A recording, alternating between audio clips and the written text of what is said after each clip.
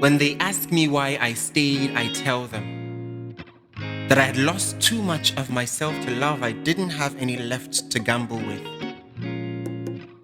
It's 2 a.m. and we can't sleep. Love and I gather hopes in an urn, desperately trying to replace the ashes from our burnt bridges we are failing at. Walking on water to meet a maybe, a make-believe vision of us, maybe a forgiven sense still clinging to my bed. God forbid 6 by 6 feet is the border to my exploration. Her body was my unending treasure. Like the ocean meeting the sunset, we made a beautiful scenery. I knew everything about her, about us, about the way her hands curled perfectly in mine and how her heart whistled the same tune each time I walked in the room. I trapped her last words before each good night, strung them together to form a poem that would one day be both hymn and curse. Together we developed. She blossomed. We grew. I outgrew her. Slowly, like leaves in the fall, we fell out in the same order we fell in. We disappeared back into ourselves and became lost in plain sight. Separated by seam that runs down broken hearts, we were trapped on polar ends of this broken house. I wasn't surprised when love decided to leave, leaving everything except the first gift she tried to give me: freedom. I remember how she put it between her thighs to take off a face she had learned to wear around me. She was not coming back. When they ask me why I stayed, I tell them that I got tired of chasing a mirage on the road to starting over. So I clamped myself to this window, waiting for love to move back in and bring with her a new body, a foreign accent, a different hairdo, anything but the memories of what we once were. I still cringe at the screeches of heart fragments threatening to fall through this body, burying themselves beneath the echo of a half goodbye. I hear this broken house sob as it tells stories of us, of how we lost and became lost. Fairy tales imply that love does not overlook a haunted house.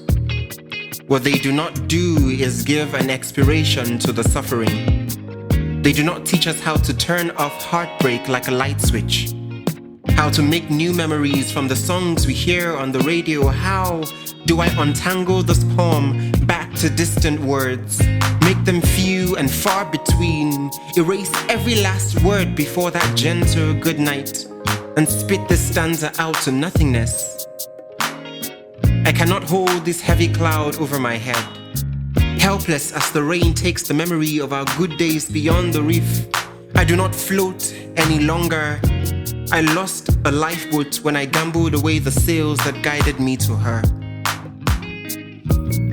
If I could just find her, tell her I'm sorry for all the things I didn't say, show her my regrets, now the handbook to understanding her, how I memorized it, even tattooed its words to my experience, how I rolled up my past, a letter into a bottle on its way to the shores of our children's ears, to be called lessons and not mistakes. I even trained every muscle in my body to resist fear and start over from a place where my heart no longer becomes suicidal, drowning with it every new beginning that comes to its rescue. So you see, I love her. For all our yesterday, I love her. And in spite of today,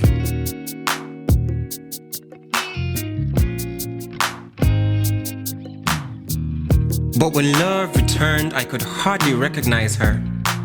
Love wore glasses and got rid of the braces. She grew taller and became more expressive. Love was more confident.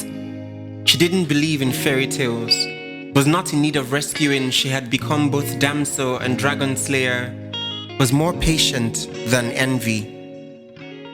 And although I wished an enigma out of her, she was in more ways still the same. Still traveled light. Clean slate on one hand and freedom on the other, she moved into the house across the street.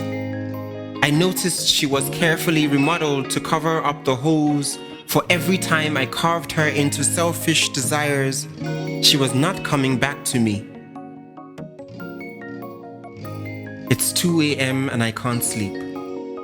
I go to the window to find her sitting on the front porch. I know better than to ask her to come in when she's not ready. And so we sit quietly.